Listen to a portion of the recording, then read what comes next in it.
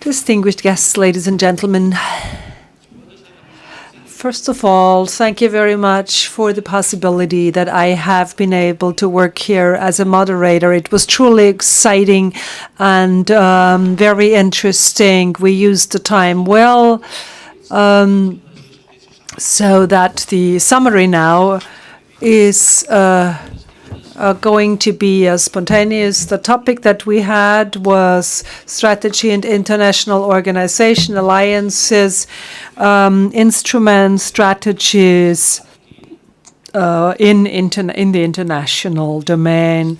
We had 4 panelists, and I would like to sum up their inputs.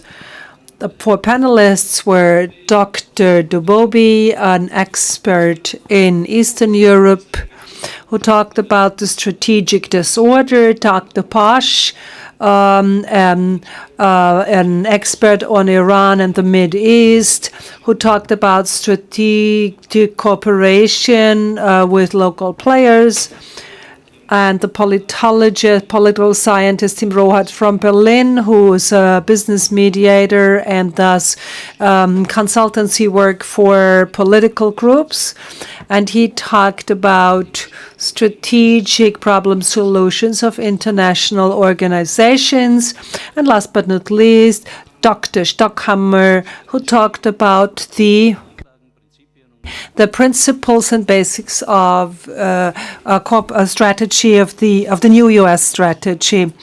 I personally talked about alliances, NATO and the EU, and the cooperation, including the instruments of the European Union, with the 120 diplomatic delegations and the 400 people who are involved. And I was pointing out that the nation states are also represented in these countries as well, with the discussion of conflicts and possible solution of conflicts and the lessons to be drawn from history. I mentioned the West Balkans as an example, that it could be useful in order to solve the problem, to actually go back to the London Conference from 1912 and 1913, where this all started, where the problems that were generated then is something that we are still dealing with indirectly to this very day. So we talked about the various regions and with the activities of the European Union that are of a strategic nature. There are many papers, documents, and drafts. When we look at the various strategic papers on space and Western Balkans and global strategies, the question came up, where is the clarity? What do the terms really mean? What does strategic mean? So we talked a little bit about that as well. So if we want to promote the European Union and propel it in the future, it is very important to talk about these aims with clarity. And I would like to actually go back to General Golan. Participation of citizens must become more important. On the European level, a Council for Defense and Security would be welcome with a permanent committee. And this would be the way. The core question for the EU is, could less be more? So this was the start of the discussion, and now I'm going to sum up in this order. Dr. Stockhammer talked about the global strategy, using the United States as an example. Dr. Stockhammer pointed out that it is a question of using the terms correctly. Is it really a situation where the military has specifically assigned tasks, and is this a doctrine that is a unchangeable substrate? So strategy is a strategy poured into the constraints of a doctrine. Then we heard about more about the various aspects of power of the global strategy in the United States. There are four currents, and he talked about those, and he talked about President Trump as well. Does the president have a strategy? Yes, was the answer. One can talk about a strategy. It is a strategy with black and white, with very clear friend and enemy images. It's a zero total game in the sense that it's black and white. And this was Dr. Stockhammer.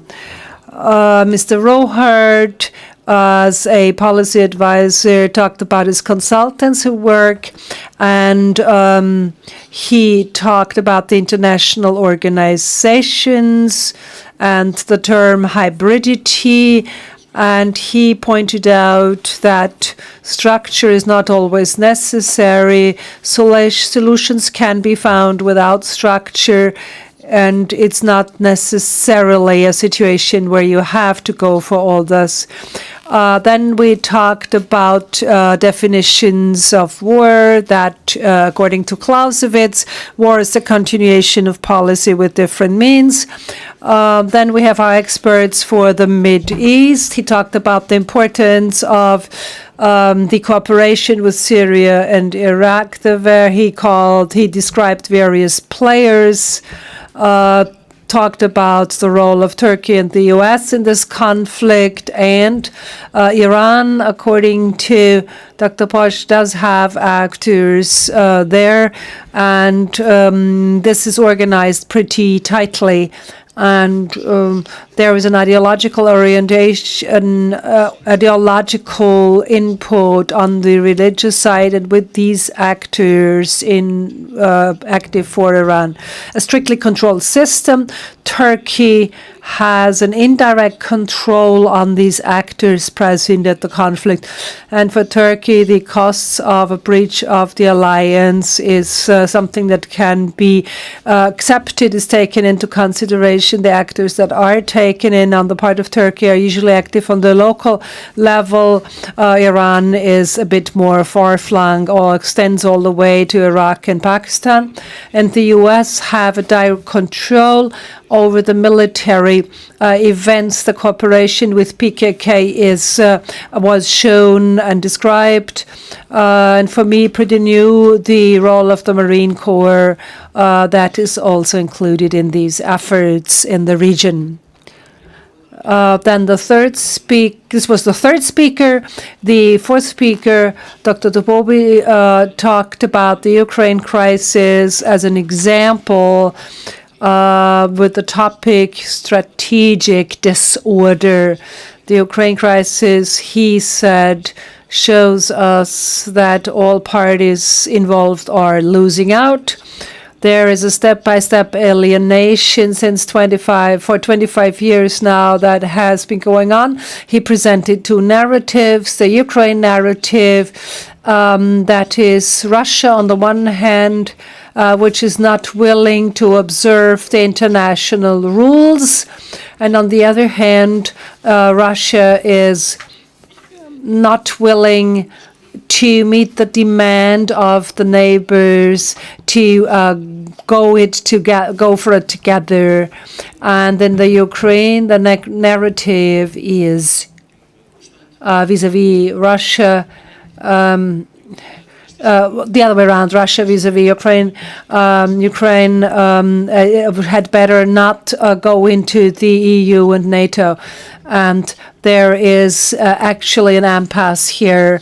There is the fear of Russia of getting isolated, it seems, and these two opposing narratives go back 25 years and have influenced life of the people there. And there is also the consideration whether the post-Soviet states, the successor states, would support a solution approach where the civil society is included.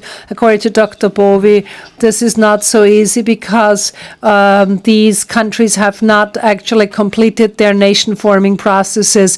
They are still looking for identity, and they are part of the problem all the way to, and that's why they cannot be part of the solution. So we have reached a dead end with Russia, according to him.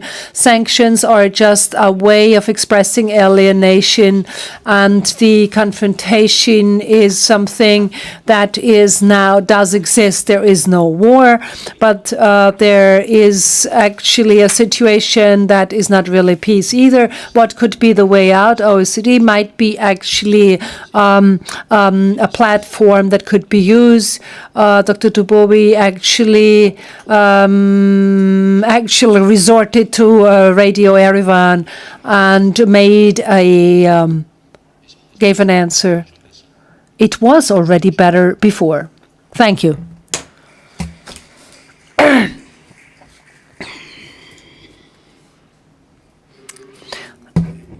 The AMPA strategic panel on strategic communication postulated, Professor Ringsmoser from the Danish Defense College postulated first that we are in a political competition below the threshold of an armed conflict, and the main opponent is Russia. And he said that proactive actions were called upon. Disinformation campaigns on the part of Russia had to be countered. And also the psychological operations were important. He said it was important that actually we let our cookies be taken away from us if some companies with a cyber attack take 4 billion crowns. There is a 4 billion pound loss, a 4 billion loss. There are no sanctions, no reactions, and there is no punishment for taking the cookies out of the box. Commander Yashonik actually pointed out the importance of the coherence of information. He talked about how important it was that as a nation you needed a narrative in order to have credibility in the communication with its citizens. He also sees a difference between a short-term military strategy and a long-term strategy of the state. This can also be enforced by means of communication. A similar line was taken by Mr. Yeshonik. Sorry, the previous speaker was apparently Mr. Kodner. Strategic communication is important to support state strategy and national strategy, and also Mr. Ude from the company of security from the Institute of Security Policy sees an important point. Considers it very important to promote resilience of the citizens, to promote the defense willingness, and also, since the doing away with conscription in Germany, it was important and getting more and more difficult to get young people interested in the topic of security and to really present it to them. I must say it was a very interesting panel, and I can refer you to the proceedings where all the situations will be contained in detail. Thank you.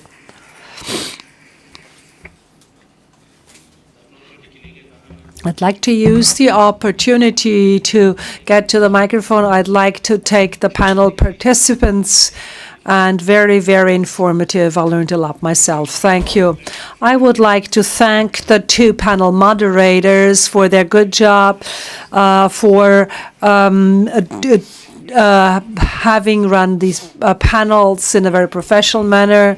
We would like to thank you with a conference wine, but we actually don't have it right here. We just took some very important decisions for the next conference. We will hand it over to you. Colonel Roberts is going to do this. Has nothing to do with not appreciating the work you have done here.